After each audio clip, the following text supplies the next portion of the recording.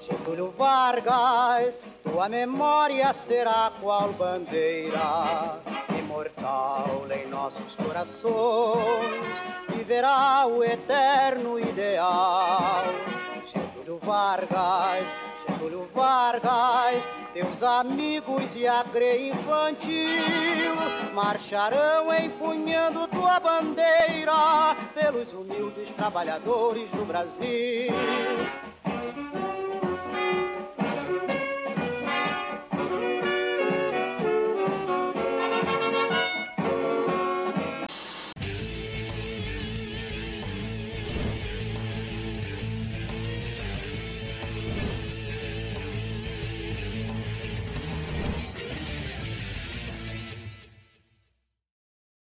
Fala, meus queridos alunos, tudo bem com vocês?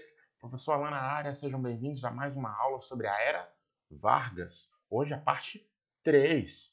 Eu sei, você já assistiu a parte 1, já assistiu a parte 2, está mandando muito sobre o assunto, mas vamos revisar o que nós vimos nos vídeos anteriores.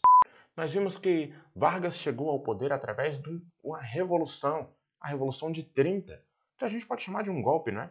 Ele participou das eleições, não venceu as eleições, mas tomou o poder à força. A gente falou isso lá na primeira aula, não foi? Vimos que a gente pode dividir o governo de Vargas em 3 partes. O primeiro deles é o que nós chamamos de período provisório. Por que o período provisório ganha esse nome? Porque Vargas não era o presidente oficial, ele era o chefe de um governo provisório. Ele deveria ficar pouco tempo organizando novas eleições e depois sair do poder. A gente viu que ele não fica exatamente pouco tempo. Ao longo ele vai ficar 15 anos seguidos. Mas aí o período provisório termina lá em 1934, quando é promulgada uma Constituição. A Assembleia Constituinte escolhe Getúlio Vargas para continuar governando. E começa o que nós chamamos de período constitucional. Por que ele ganha esse nome? Porque agora Vargas é presidente de fato, presidente constitucional, de acordo com a Constituição, de acordo com a lei. E essa lei definia que o mandato do presidente seria de 4 anos, ou seja, começando em 1934, terminando em 1938. Mas a gente vai ver que o período constitucional termina em 1937 e vai começar a terceira fase dessa era Vargas, desses 15 anos, que é o que nós chamamos de Estado Novo. Estão preparados? Façam as anotações. Vem comigo. Estado Novo é o período da era Vargas em que ele vai governar como um ditador, ou seja, é uma ditadura agora. O Brasil já não é mais uma democracia. Ele governa com poderes totais e vai durar de 1937 até 1945. Mas como assim? Como é que Vargas, que chegou no poder lá atrás em 1930, agora vira um ditador? Vamos entender. Em 1937 foi divulgado um plano ultra secreto, vazou na imprensa. E aí saiu na rádio e toda a população ficou sabendo. Era o chamado Plano Cohen. O que dizia esse Plano Cohen? Era um plano de tomada do poder pelos comunistas. Sim, os comunistas vão tomar o poder no Brasil. E aí divulgaram em detalhes como seriam esse plano. Os comunistas eles vão invadir escolas, eles vão colocar bombas em igrejas, eles vão assassinar políticos, eles vão assassinar o próprio Getúlio Vargas. É um plano terrível, não é? Pois é, esse plano foi divulgado na rádio e essa foto aí é a foto do próprio Getúlio Vargas anunciando isso na rádio para o Brasil inteiro escutar. Quando as competições políticas ameaçam degenerar em guerra civil, é sinal de que o regime inconstitucional perdeu o seu valor prático, subsistindo apenas como abstração.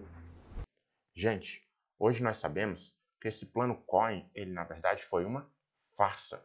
Fake news total. Nunca houve um plano de tomada do poder por parte dos comunistas no Brasil. Engraçado, no Brasil, o medo do comunismo, o medo da ameaça comunista, é muito maior do que o próprio comunismo no Brasil. Essa fake news é velha. Engraçado, tem político que usa ela até hoje, não é? O medo do comunista, os comunistas vão voltar. Cadê esses comunistas? Não era assim na era Vargas, não era assim hoje. Os comunistas estão longe do poder. Mas ainda assim, usou esse medo do comunismo para que Vargas continuasse no poder. Porque nesse mesmo dia em que ele anuncia a descoberta do Plano Cohen, ele já toma algumas medidas drásticas. O Brasil precisa de Getúlio Vargas no poder para livrar dessa ameaça. O que ele faz? A partir de agora, o Congresso Nacional foi fechado, medida urgente. Se o Congresso está fechado, significa que não temos deputados, não temos senadores. Ou seja, quem governa sozinho? O próprio Vargas. Ele agora, o salvador da pátria, que vai livrar o Brasil da ameaça comunista, está governando com poderes totais. O que mais? As eleições de 1938 foram suspensas. Em 1937, o clima eleitoral já estava grande. Quem vai ser o próximo presidente? Vargas vai sair finalmente. Não. Ameaça comunista. Cancela as eleições, não vai ter mais eleições. E eu, Getúlio Vargas, vou continuar no poder para livrar o Brasil dessa ameaça. Ou seja, foi um jeito do Vargas continuar, não foi? Além do mais, agora o Brasil tem uma nova Constituição. De novo? Pois é, aquela de 34 estava bonita até demais, não é? Considerada moderninha, com vários direitos, o voto direto, o voto feminino. Esquece.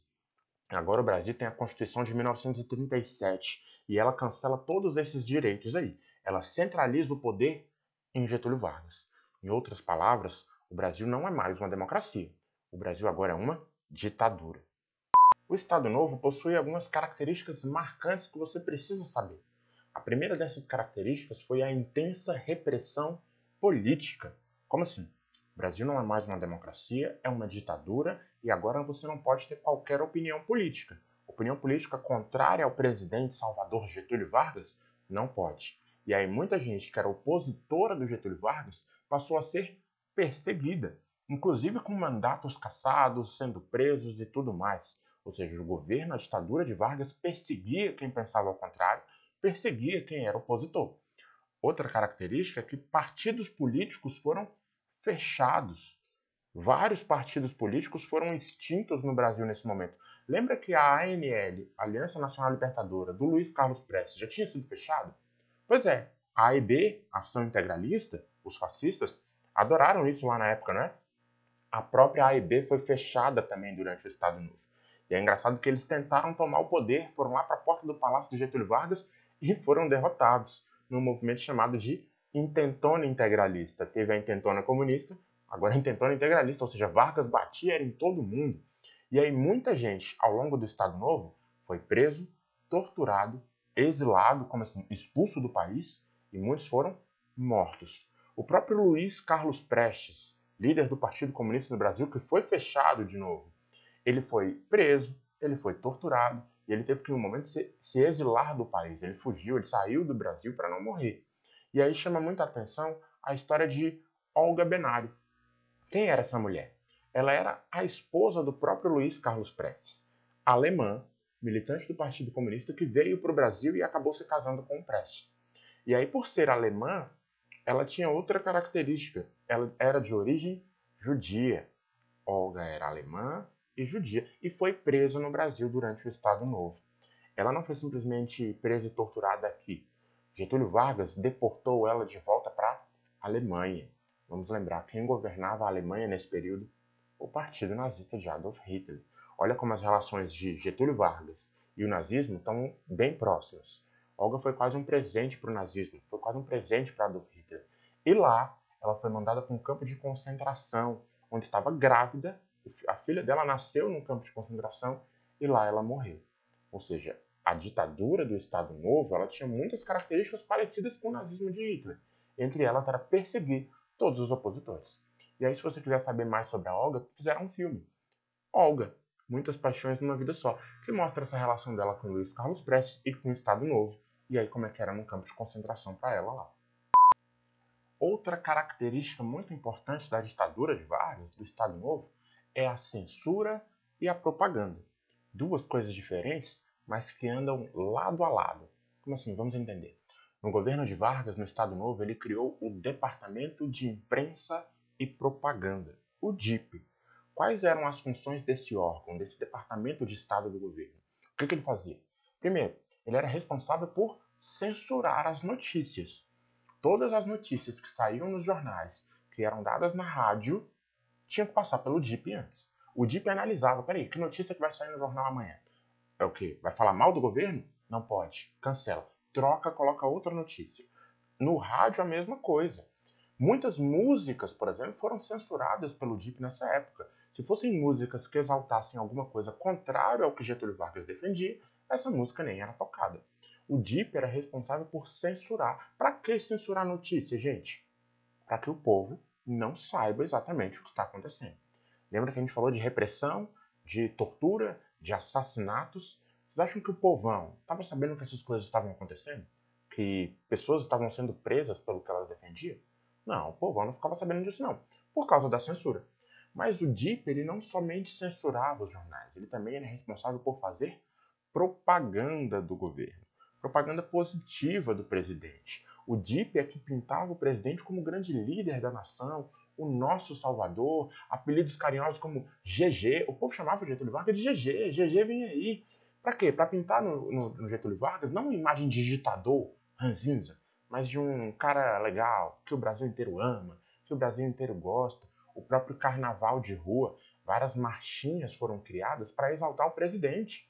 Imagina, uma música que faz muito sucesso, mas exalta o presidente da República, criado pelo DIP. E aí tem alguns exemplos de propaganda aqui. Olha essa.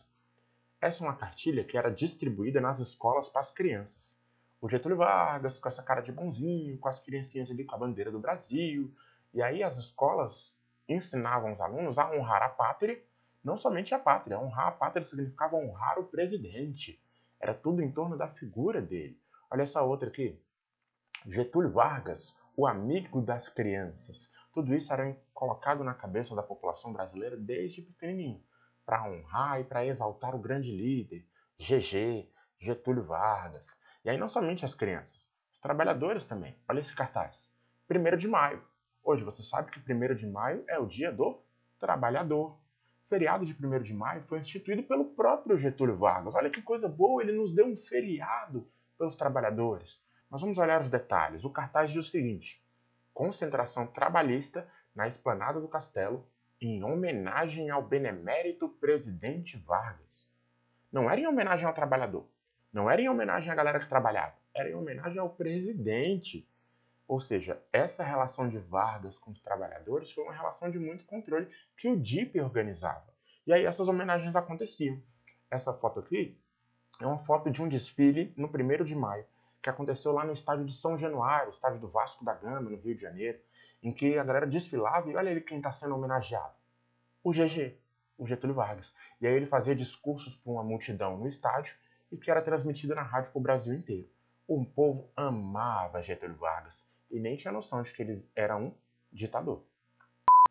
Getúlio Vargas sempre teve uma relação muito especial com os trabalhadores. É o que nós vamos chamar de trabalhismo, ou seja, exaltar ao trabalho e muito, para que esses trabalhadores fiquem do lado do presidente. Lembra que eu falei que o DIP censurava músicas? O samba, nessa época, exaltava muito a figura do malandro, do vagabundo, aquele cara que não fazia nada. Esses sambas eram censurados. Os novos sambas produzidos eram sempre em homenagem ao trabalho, o trabalhador que honra a sua pátria, que faz bem ao seu país. Quem trabalha é que tem razão, eu digo e não tenho medo de errar. O bom de São Januário, leva mais um operário, sou eu que vou trabalhar. Isso fazia parte do trabalhismo. E aí, por trabalhismo, a gente entende algumas ações do Getúlio Vargas no governo dele, que de um lado batiam nos trabalhadores, do outro lado assopravam os trabalhadores. E davam algumas coisas que a galera achava muito boa. Vamos entender. É durante a Era Vargas, é durante o Estado Novo, que surge esse documento aí, carteira de trabalho. Você tem uma carteira de trabalho aí? Pergunta aí para sua mãe, para seu pai, você tem carteira de trabalho? Cadê a carteira de trabalho? Eu tenho carteira de trabalho, assinado. Isso começou quando? Lá com o Getúlio Vargas. O que definia essa carteira de trabalho? Na verdade, ela definia que você estava dentro da consolidação das leis do trabalho. Virou lei agora. Lembra toda aquela legislação trabalhista que o Vargas deu lá atrás? Que construiu lá atrás na Constituição de 34? Agora ele oficializa elas. Tem uma lei específica para o trabalho, para as relações de trabalho. E o que dizia essas leis? Por exemplo, se você tem carteira assinada, você tem direito a um salário mínimo. No mínimo, um salário mínimo. É o mínimo que o trabalhador pode te pagar. Se você não tem carteira assinada, às vezes o patrão quer pagar bem menos, né? mas na carteira assinada você não pode receber menos do que isso. Você tem direito a férias, férias remuneradas, você trabalha um ano seguido, tem direito a um mês de descanso e ainda recebe por isso. A jornada de trabalho foi definida para 8 horas diárias, você não pode trabalhar mais do que isso. Fundo de garantia por tempo de serviço, se você for despedido, você recebe ainda o dinheirinho que é o seu FGTS. Tudo isso nós temos até hoje, não é? Herança lá da época do trabalhismo do Vargas, lá do Estado Novo. São coisas que o trabalhador disse e falou, não, Vargas é muito bom, tanto que ele ganhava o apelido de o pai dos pobres.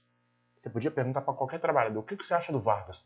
Vargas é bom demais, GG, me deu salário mínimo. Inclusive, o salário mínimo que tinha na época, Getúlio Vargas aumentou em mais de 100%.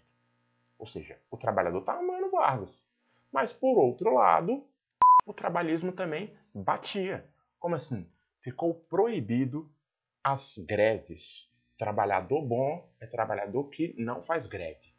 Greve estava proibida no Brasil durante o Estado Novo. E aí todos os trabalhadores precisavam ser sindicalizados, mas só no sindicato autorizado pelo governo. Não podia ser um sindicato autônomo. O sindicato não ia falar mal do governo, não ia protestar por mais direitos. Por quê? Porque os sindicatos são controlados pelo Getúlio Vargas, são controlados pelo governo. Só os sindicatos que o governo deixava podia existir. E aí, trabalhador bom era trabalhador disciplinado. Olha essa foto aí. Essa foto é de um discurso do 1º de maio, só que em São Paulo, no estádio do Pacaembu. E aí tem uma faixa grande lá. Trabalhador sindicalizado é trabalhador disciplinado. Ou seja, Vargas controlava os trabalhadores. Ele não deixava que os trabalhadores se revoltassem, fizessem greve, para não ameaçar o governo dele. Tudo isso é o que nós chamamos de trabalhismo. Toda a era Vargas ela é marcada no Brasil por uma forte industrialização. Como assim? A economia brasileira está começando a se industrializar. Demorou, né? Lá na Europa, as economias das potências são industrializadas há muito tempo. Lembra que eu perguntei o que um país precisava ser para ser considerado potência no início do século XX? Industrializado. O Brasil era? Não. Nós vimos lá no primeiro bimestre que a economia do Brasil ela ainda era agrária, dependia muito do que a gente produzia do campo. Inclusive o café era o nosso principal produto. Getúlio Vargas chega e muda isso. Por quê? Porque ele era inteligente e pensava no futuro? Também, mas foi uma forma de derrotar os seus adversários. Os adversários de Vargas não eram as oligarquias do café? Então, para diminuir o poder deles, vamos nos industrializar. Vamos tirar o foco do café. E é durante o governo Vargas que o Brasil se industrializa. Durante o Estado Novo, vão surgir algumas indústrias muito fortes no Brasil. E a principal característica é que eram indústrias nacionais. Como assim? Não são indústrias que pertencem a alguém de fora. São indústrias que pertencem ao Brasil, pertencem ao Estado. No caso, o lucro dessas indústrias vai ficar com o Brasil. Uma delas é o que a gente chamava de a Companhia Vale do Rio Doce, uma mineradora que extraía minério de ferro, como o nome fala, principalmente do Rio Doce, lá em Minas Gerais. Essa companhia nacional existe ainda hoje? Não. Na verdade, ela foi privatizada anos depois, lá no governo Fernando Henrique Cardoso, e hoje não é mais Vale do Rio Doce, ela é a Vale. Já ouviram falar na Vale, não é? A Vale, apesar desse verde e amarelo aí no símbolozinho, ela não é mais uma indústria nacional, ela não é brasileira, ela pertence a vários donos, a uma multinacional, e continua explorando o Rio Doce. Inclusive, alguns anos atrás aconteceu o desastre de Mariana, não foi?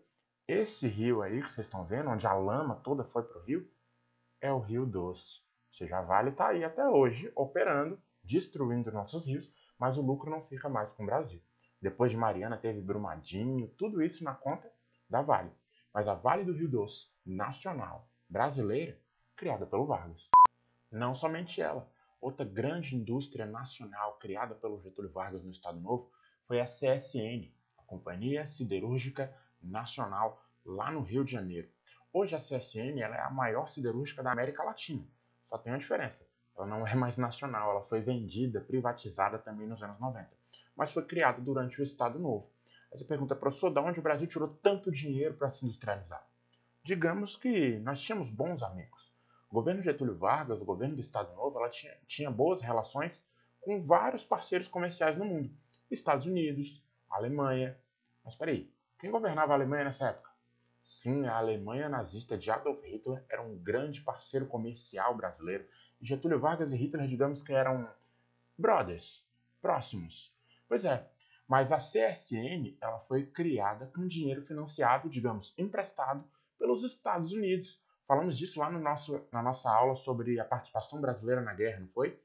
Olha essa foto aí do GG, Getúlio Vargas, com o presidente dos Estados Unidos, que veio até o Brasil, até o Rio de Janeiro, para acompanhar como é que estava a construção dessa siderúrgica. Isso aí foi fundamental para o Brasil entrar lá na frente, na Segunda Guerra Mundial, porque rompeu relações com a Alemanha e ficou mais próximo dos Estados Unidos. Nós vimos lá naquela aula que foi criada a Força Expedicionária Brasileira, a FEB, os pracinhas. Também foi criada a FAB, Força Aérea Brasileira, os pilotos que lutaram na guerra, não é? Pois é, o Brasil participou da guerra? Participou, muito por influência dos Estados Unidos e depois de romper relações com a Alemanha. A gente vê que a Alemanha veio e afundou alguns navios brasileiros por causa disso, né? Só que a participação brasileira na Segunda Guerra Mundial, ela vai ser fundamental para o fim do Estado Novo. Ou seja, para quando finalmente Getúlio Vargas vai sair do poder. Mas vamos entender isso. Os brasileiros foram lá, lutaram nos campos de batalha da Europa, mataram, morreram, fomos para a Segunda Guerra Mundial e, inclusive, vencemos, não é? Os brasileiros foram para a Europa lutar contra ditaduras, lutar contra os fascistas, lutar contra Adolf Hitler, lutar contra Mussolini, lutar contra regimes muito parecidos com os regimes que nós tínhamos aqui. E aí isso acabou mostrando uma certa incoerência do Brasil. Quando a guerra acaba, em 1945, aí certa parte da população começa a acordar para que algo não estava certo. Como assim? A gente vai lá para a Europa, luta contra ditadores, beleza, legal, mas volta para cá, tem um ditador há 15 anos no poder, como é que ninguém percebe isso? Pois é, em 1945, a pressão contra Getúlio Vargas começou a aumentar, muito por conta disso também. A galera já percebeu e falou, Vargas, não dá mais, você já está no poder há 15 anos, não temos liberdade nenhuma aqui, fomos lá lutar contra isso, mas aqui dentro a gente tem?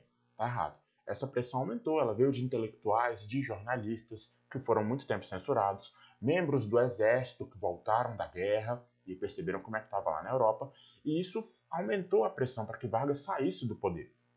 Estava na iminência de um novo golpe de Estado acontecer. Será que essa galera ia dar um golpe em Getúlio Vargas para continuar no poder? Não.